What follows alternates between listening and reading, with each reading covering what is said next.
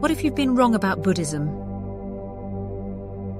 Or at least, if you've always thought that Buddhism is simply enlightenment.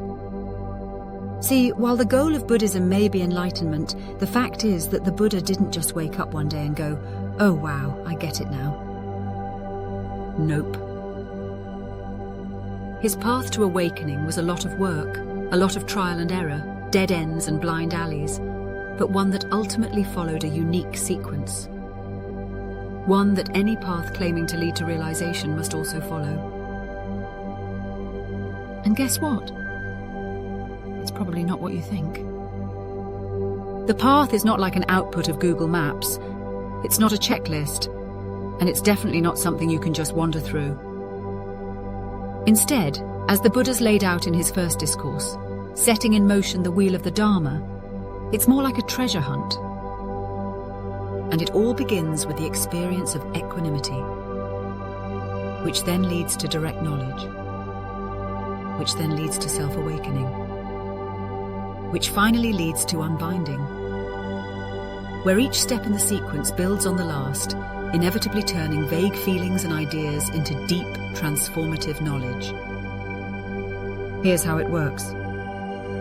You start with an experience or recollection of stillness, perhaps a memory of a time when everything just clicked.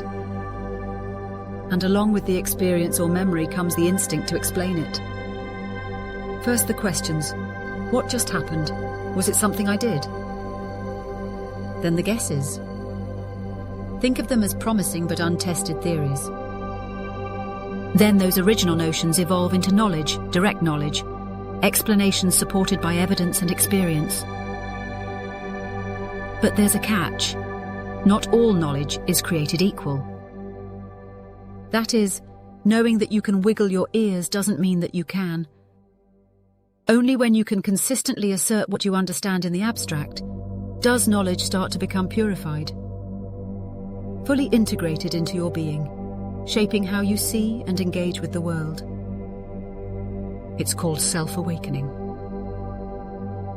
And yet, there is still one more piece to the puzzle: unbinding.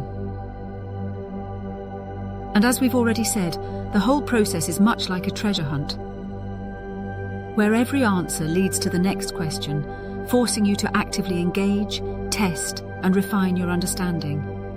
So what does this all mean for you? Simple.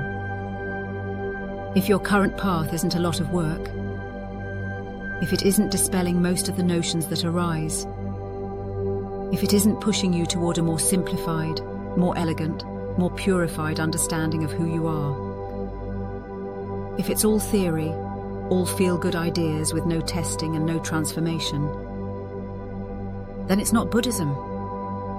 And if it's not Buddhism, then it's not Zen. And if you're wondering what should come next, it's the experience of equanimity, which then leads to direct knowledge, which then leads to self-awakening, which finally leads to unbinding. Let the treasure hunt begin. And so for the next episode, the question: what do we make of equanimity, direct knowledge, self-awakening and unbinding?